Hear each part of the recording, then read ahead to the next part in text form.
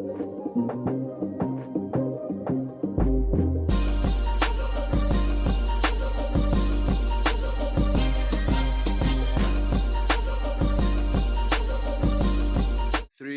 two, one.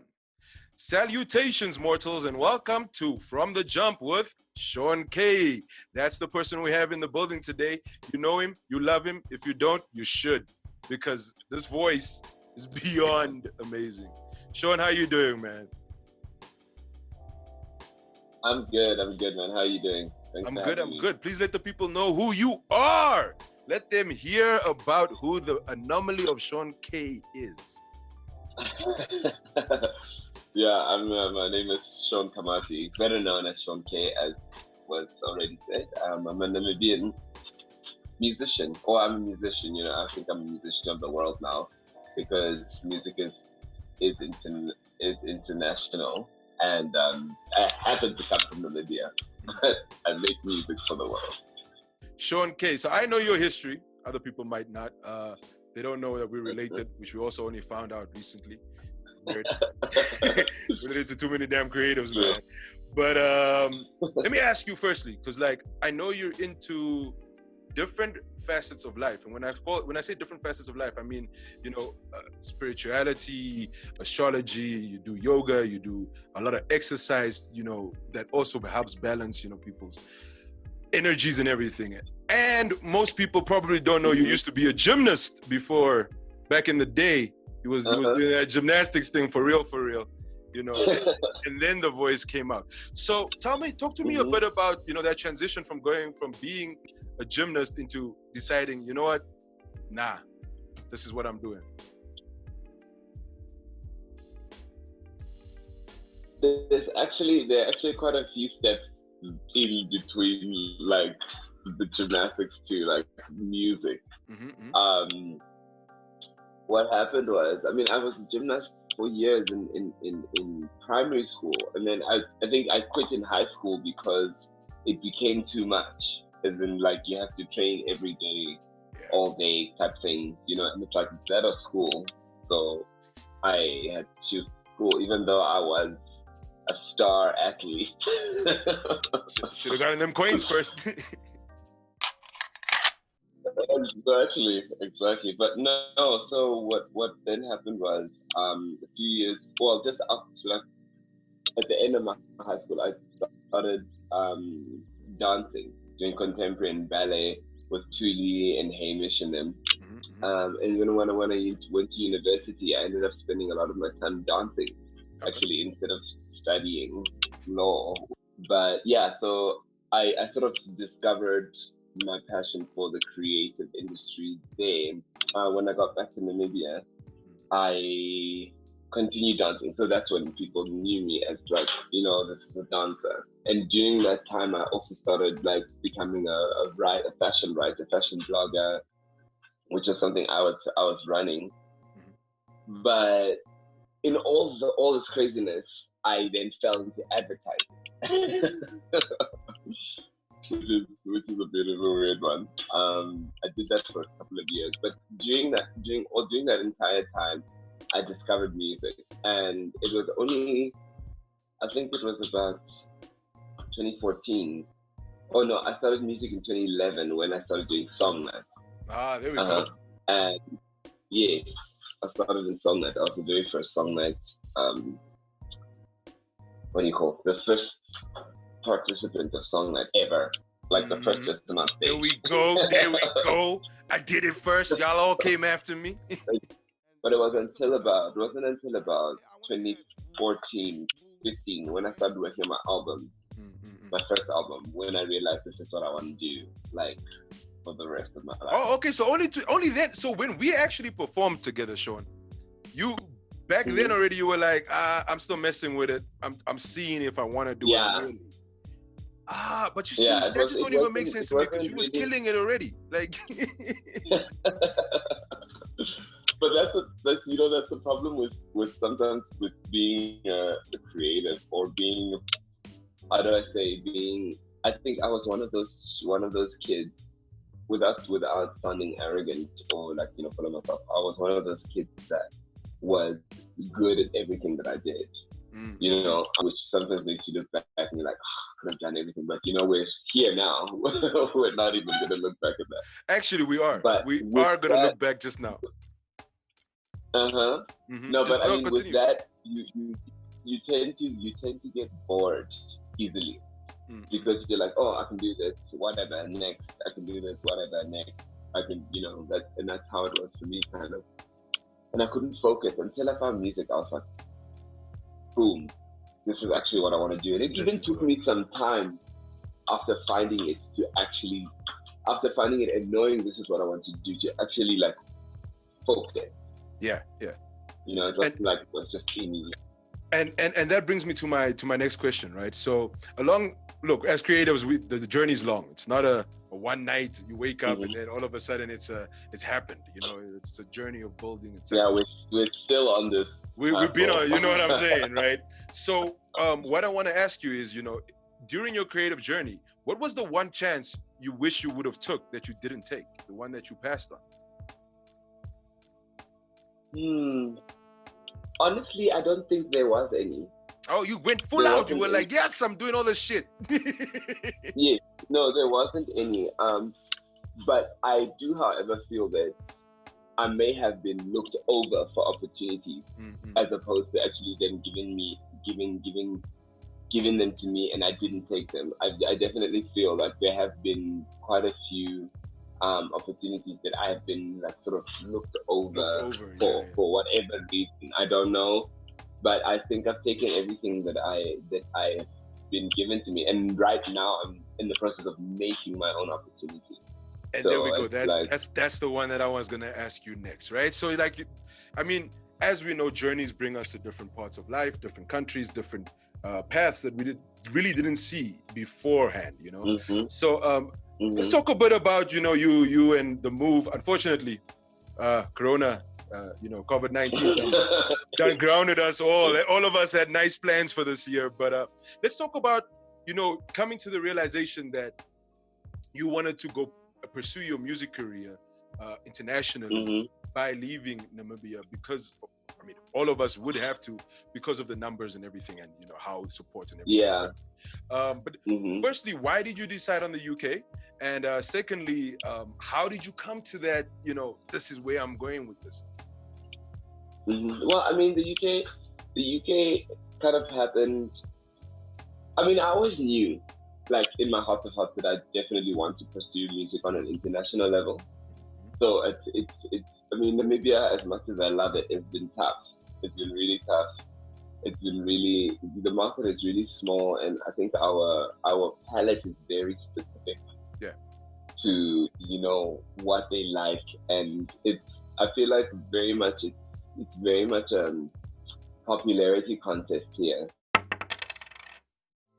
And no disrespect to artists, because I respect everybody's hustle. People, regardless of how good you are, people that are making it out, they got their hustle on. I mean, whether they've got a team that really helps them, because, you know, I mean, as a musician, you really need that. It's tough to do everything yourself. You can't focus on making music and then still have to find gigs, find marketing opportunities, find this, chase people for your money, chase invoices. Like, where am I supposed to make music? But that's, you know, and you know, that's also one thing that I would like to get at. I'm glad you brought it up. I didn't want to say it first, and it's not a thing of, as you said, it's not a thing of hate on anybody. It's not trying to throw shade at anybody. Yeah, not at all. The Namibian industry, for the most part, only allows so many people to shine at the same time. And it's not, I would say it's because of the fans and supporters. I wouldn't actually say it's the industry itself that puts that tone up there. However, I mean, yes, we are very much a fan-based market. It is, and it's a masses-based market, definitely. That can, you know, sort of support certain artists. There's only so many of them as well. Or Sean, your audio is off. Namibian internet. Wait, just give me a second. I can't hear you. Can you hear me, Sean? Can you hear me now? Okay, now I can hear you. Now I can hear you. Yeah. Okay, your audio is Okay, back. there we go. Sorry, you're gonna have to repeat that little one, that last piece. Just that last piece of it. You see, no, it's not even you. It is the Namibian internet that has got us again. Okay, ladies and gentlemen, we're experiencing a little bit of technical difficulties, but it is being sorted out, as I have been informed by our technical team. There is no technical team. I'm the technical team. Oh, okay, you're back. I was talking to the people. Okay, so just repeat that. Okay, no, I was just saying it's definitely is massive space, and it is tough for people who don't do what everyone else is doing to make it. Even people who are doing what everyone else is doing are struggling if you're not at the top of your game. Do you know what I'm saying? Yeah. And I'm just, it's one of those. It's a hard pill to swallow. So for me, I mean, the UK came at an opportune time where I'm sort of like, I've established myself as an artist, and I got an opportunity there, which is a big opportunity, which I need to sort of grab. Yeah, with both hands. Exactly. I mean, it's not a cheap opportunity, because all of these things require money, but it's an opportunity nonetheless, and had an artist, for instance, like me, had the support of the masses, or specific individuals or whatever, who would be willing to be like, you know what, let's support this person, because a lot of times people don't see music as a business, even though it's agreed. We know how that goes. I don't know what it is. I don't know where people think we make the music from. I don't know where they think it comes from. It's like that's why we're here, Sean. That's why we're here, to let them know studio time ain't free, pizza ain't free, all of this shit ain't free, and even when it's free, you still gotta get to studio. There's a lot of shit that goes into making music, even when it's free. You ain't got your own studio. You ain't, you're not your own producer. Like all of these things. Exactly. There's somebody. So I mean, I decided, you know what? As much as I love it here, and as soon as we can be free again, I'm gone. I need to for myself pursue this. I need to know that I've tried it. If it doesn't work, which I don't think it won't, because you got this one. You gotta be confident in yourself. If you're not confident, you don't believe in yourself. I mean, whatever. So I mean, if I need to know that I've tried it and I have explored every single option I can as an artist to be successful. I'm not chasing fame. That is definitely not one thing I'm chasing. Fame is a byproduct of you being a successful artist. There we go. I mean, what I want to do, my dream is literally to perform on every stage there is on this planet, and share my music with people. And yes, make good money doing it, but I'm not chasing stars. I'm not chasing the lights and the glitz and the glamour. I don't want. I mean, not that I don't want that. It's not a priority. Well, I want to be able to share my music with the world. And that is literally why we do it. I mean, look, if we were just making music to make money, we would have done something else probably, because making money off of music is not the easiest. It's like trying to get water from a fucking rock. It's crazy. No, it's not. I mean, even if you want to think online sales and whatever, you have to be a really huge artist to even make money, because and this brings me to my next question, Sean. It's like, and this is what I'm saying, like, conversations just keep flowing, because the next question isn't actually my question. It's one that I got from somebody that I really trust, because of them being so adjacent to the creative industry. So the question is, I'm going to ask you right now, is I'm going to read it because it's not my question. Is in light of events and concerts likely being canceled for the next few months or a year, what revenue streams are you using or looking to use, just to keep yourself afloat? Because we can't go out, we can't go to studios, we can't do shows. Exactly. I mean, we have to start thinking creatively. We have to start thinking out of the box with regards to shows and things like that. I mean, Facebook is now launching this sort of new thing where artists can actually charge people for live streams. If it's only an online event, then I saw that one. Yeah, of course. I mean, things like that. I mean, there's that. We can try and collaborate with different businesses, different brands that like want to do online, because everything is going to be moving online now. So I get there'll be online content everywhere. Yeah. That can be done. I mean, the artist's music can be conveyed in whatever way. That can be done. It's now up to the people, especially our people in Namibia, to be willing to support things like that. Because if they don't come to your shows when you're actually performing, what makes you think they're gonna watch your stuff online? You get discounts, and then people want to be like, no, sorry, don't you want to let me in? And I'm like, yeah, that's fine, but I make my money at the door. I've got an entire band that I need to pay. Yeah. They've got entire families or whatever the situation is. I do not believe in artists working for free. No. Never. It's unless you as an artist decide I'm doing this to sponsor my gift or whatever. Yeah. I don't think if whatever, because let's circle back to lockdown. Mm-hmm. We've all been in lockdown. We've been trapped in our houses for 2 months. What have we been doing? Listening to music, watching movies, that type of stuff. Where the hell do those things come from? The sky. Exactly. You know what I mean? Like, where do they come from? And then people, and I don't want to say just here, but because I am Namibian, people just don't see the importance. Even when it comes to government rolling out coin for people, artists weren't considered. They're not considered a priority. You could quote me on that because well, you've quoted yourself on that. I ain't gonna say. No, I get you. No, I do get you. We always the last ones. Want to complain. Yes, but then people want to complain and start throwing nonsense when artists, for instance, when an artist releases substandard quality music, then people are the first to complain. Which is no excuse for artists to release substandard quality music. But when an artist doesn't release music, people are the first to complain. When an artist releases something, but where the hell must all these things come from? I mean, not everyone is privileged enough to have streams of income or funds or whatever to support. It's not, and it's very difficult to try and be a full successful artist and do other things at the same time. Oh no, definitely. Shit.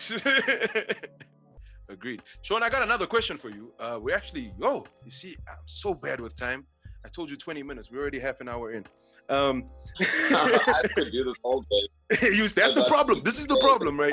Don't even get me started. Like I had a 3-hour interview that I have to edit because we never stopped, and it's a problem. But my next question, I feel that sometimes as artists we are forced to be palatable. Sometimes. Mm-hmm. Just because the situation calls for it, or because of who's around, or whatever. You've got journalists, and you can't just say shit because you want to say shit. So what I want to ask is, what is that one pet peeve you wish people would cut the fuck out? Like, stop the shit. What is that one of yours? Do you mean just general questions people ask? No, I mean like that one thing that people do that gets to you, like truly gets to you, but you don't express it. Okay. It's, you know what? I feel like people forget that if you tell a creative that you're going to do something, do it. Or just don't say anything. Do you know what I mean? I got you. If you're gonna say, yo, I'm gonna support, I'm gonna come to your show, because people talk shit. Like people can, and I get it. People are busy. People's lives don't revolve around you, and it's okay. But don't promise something that you know that you're not going to fulfill. Because at the end of the day, this is your bread and butter. Don't be like, oh, I'm coming to your show. Let me do this, blah blah blah, that rah rah rah. Day of the show, nobody. And then 2 weeks later, you meet this person. They're like, oh, it was that day. I'm like, you know what? You would go to something. It was that day. People. Nah, but you know, But they want to put it on people, or when it's that, and when people say no, you're too expensive. yeah, no, that one I agree with both of your points. I ain't gonna lie. That you're too expensive one. I'm tired of hearing that shit too. I won't even go further into why I'm tired of hearing it. But you know, it's okay. Let's leave that one right where it is. But so okay, Sean, last question, right? Final question from this list, and then I'm gonna ask you another off the cuff one. Is let me see which one I'm gonna choose for you. This one. It's the most important question, Sean. This I need you to focus, right? This is the question. Superheroes or supervillains? Which one and why? And Wolverine those guys, they fall into supervillains. Like, they're not heroes. If they're kind of questionable, they kind of ass, they're not heroes. They're fucking villains. They just kind of help out heroes. So, superheroes, supervillains, who are you choosing? I think I'm more of a supervillain guy, hey? Because they add spice. If it wasn't for them, we wouldn't need superheroes. You know, they bring. All right, actually, you totally blindsided me with that. I thought you were gonna say superheroes. No, like no, Batman, them are the shit. Superheroes are great, but like, I mean, if we want to look at that, I'm totally a supervillain guy, because I mean, I just like the drama that they create. You know, that's where we're going with it. Opportunity. If you want to put it into business perspective, they see an opportunity, they go with it, right? Yeah. And then the superhero comes and tries to spoil your plan, and then you know, all like they are very opportunistic in the sense of like, I've got a goal, I've got a dream, and this is what I'm going to do to get it. If it means I have to wipe out half the world population, so be it. So be it. So basically, what you're saying is superheroes are like the Karen of that universe. Agreed. They're not paying your bills, yo. They can't stop it. It's all good in the hood. So, ladies and gentlemen, this is Sean Kamati and Oken from the jump. Oh wait, Sean, I got one more for you. Do you actually know your Chinese zodiac sign? No. That's the end of the question. I'm not really I'm not into any of that, really. You're not into any astrology? Not even the Western. I mean, that's cool. You know. I know that I'm a Gemini, but that has nothing to do with the way I live my life. There we go. I don't Sean. subscribe to it. I'm not gonna lie, you're making us look bad. And done shit. It's like, no, we have to. I finished my second album. Like, I'm doing things. No, blessings. And we are looking forward to it. We are definitely looking forward to it. So, and I know there are some gems on there. I heard that one of you and Ali already, and you know, I know you guys are coming out with some crazy, no doubt. Sean, thanks for coming through. You know, you're always a good sport when it comes to really telling people the real fucking truth and not holding back, which I fucking love. That's the way. We ain't got, it's lockdown now. It's 2020. All that other shit we were doing before is gone. We're not palatable anymore. We're just artists. That's just it. We're just creative now. It is what it is.